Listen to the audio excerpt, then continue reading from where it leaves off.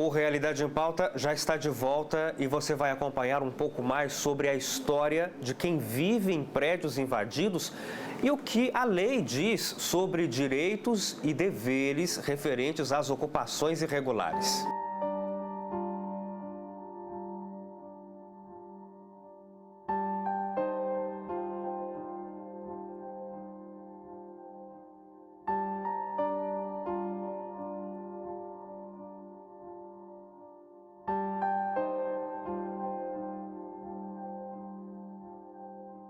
O Realidade em Pauta teve acesso exclusivo a uma das ocupações do centro de São Paulo. No edifício São Manuel, Elisete Pereira, coordenadora do prédio, recebe a equipe.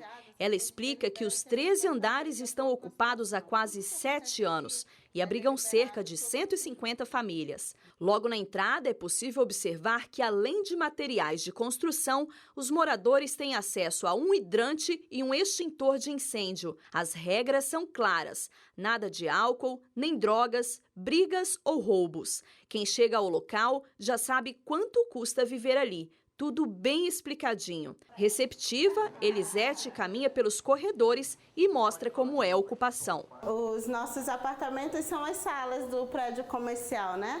Cada quarto desse é uma sala comercial onde as famílias moram. Esse rapaz aqui já mora com a gente há um tempo, né? 1 ano e 6 meses. 1 ano e 6 meses. Tem a família dele aqui também. Aqui nós temos uma área. Oi, querida. Oi, seu Evilásio.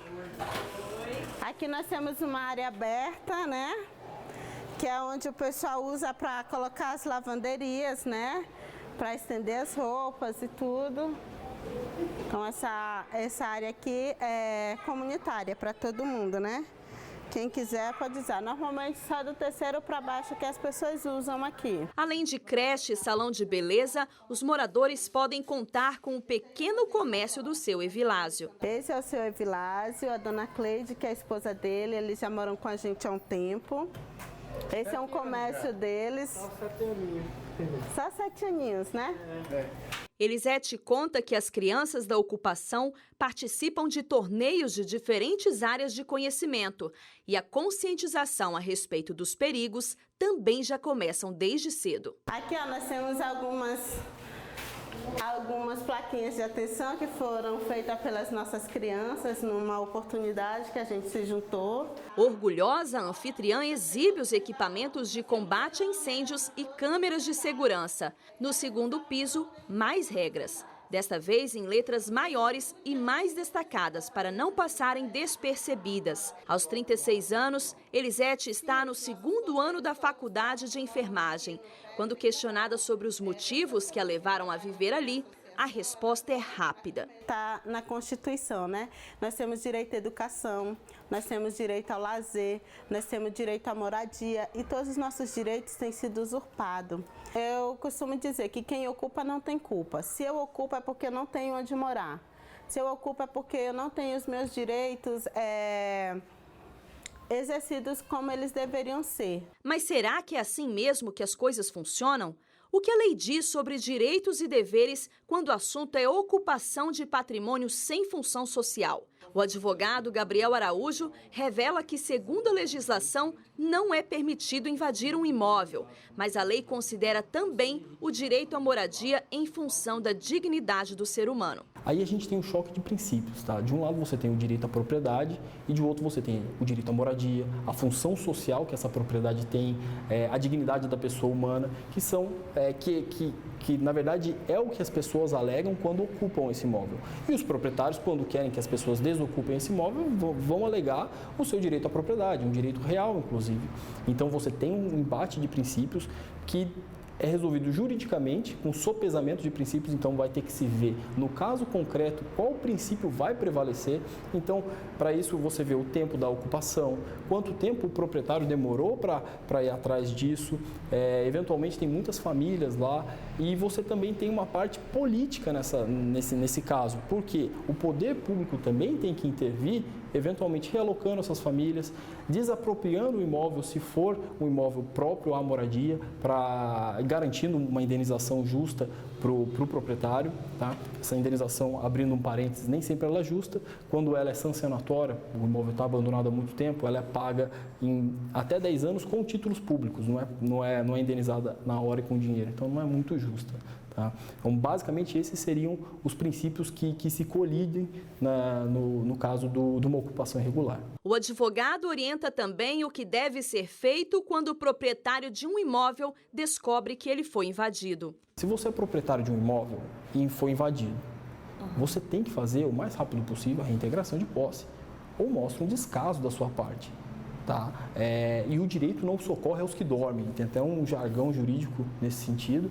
Então, o proprietário que tem seu imóvel invadido, vamos dizer assim, ele tem que o mais rápido possível assegurar o retorno da posse dele. Quando ocorre a invasão e o proprietário acaba se beneficiando com isso de determinada maneira, porque houve um aumento no valor daquele imóvel, seja pela valorização, seja pelo aumento na estrutura, qualquer coisa assim, aí sim ele tem o direito de indenizar, sim, porque ele teve um ganho no patrimônio dele. O cenário é de uma cidade que parece ter fracassado na construção de moradias bem localizadas para os mais pobres.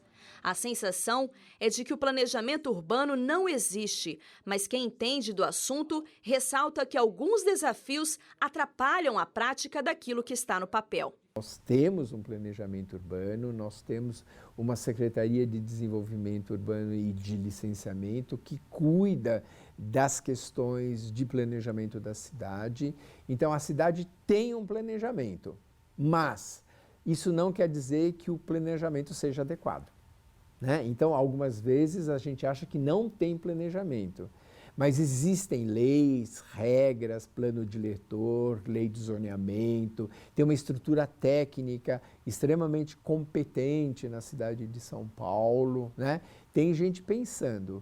O que é muito importante é fazer com que esse planejamento não seja apenas um planejamento dos planejadores, e sim um planejamento de toda a cidade. Quem sente na pele a demora na solução desses problemas descreve a realidade de quem precisa se apegar ao que as circunstâncias permitem ter. A realidade é essa, né? A realidade é cruel. Se você pegar todas as ocupações que tem aqui, não só no centro, como na periferia, que tem N ocupações. Se você tirar essas pessoas, elas vão ficar na rua, porque nem o município, nem o estado conseguem auxiliar todas essas famílias, auxiliar, ajudar. E para quem entende de salvar vidas, a maior preocupação é com a segurança dessas pessoas, para não ter que presenciar novamente tragédias como aquela do dia 1º de maio. O nosso problema é em relação à segurança contra incêndio das pessoas que estão lá dentro. Então, a partir desse momento, nós relatamos todos os endereços às autoridades competentes para que elas possam, ali, dentro da legislação vigente, dentro da permissibilidade que existe da legislação, em retirar essas pessoas, em colocá-las em outro ponto. A gente entende que é um problema social muito grave e que, pelo menos por causa desse tipo de acidente que aconteceu, haja uma força-tarefa de todos os órgãos para que essas pessoas sejam removidas desses locais de risco. Porque o grande problema é que elas podem morrer lá dentro. Então, as tragédias, elas têm a capacidade de mobilizar momentaneamente as atenções. Mas, infelizmente, como o Brasil é um país que é palco de muitas tragédias, essa atenção que é dada à tragédia no primeiro momento, ela vai se perdendo com o passar dos dias, né? E aí vai caindo no esquecimento e depois a gente se dá conta, muito tempo depois, que não se encontrou responsáveis, não se puniu culpados. Nós vamos experimentando uma sensação de anestesia em relação àquilo que se repete indefinidamente. É assim com a violência, né? Ou seja, as pessoas vão perdendo a capacidade de se indignar, não é com o ato em si, mas com o histórico daquilo. Então, meu maior sonho como cidadã, em primeiro lugar, ter a minha casa própria, né? Porque quando você tem a sua casa própria, Eu acho que a sua casa, o seu lar te dá dignidade. Infelizmente, foi desta forma que a gente colocou a habitação como uma questão prioritária. Vamos fazer com que esse tipo de questão continue na agenda da mídia, da sociedade e assim por diante. O que eu espero, né, para o meu futuro é que a gente consiga nos levantar em meio a esse caos.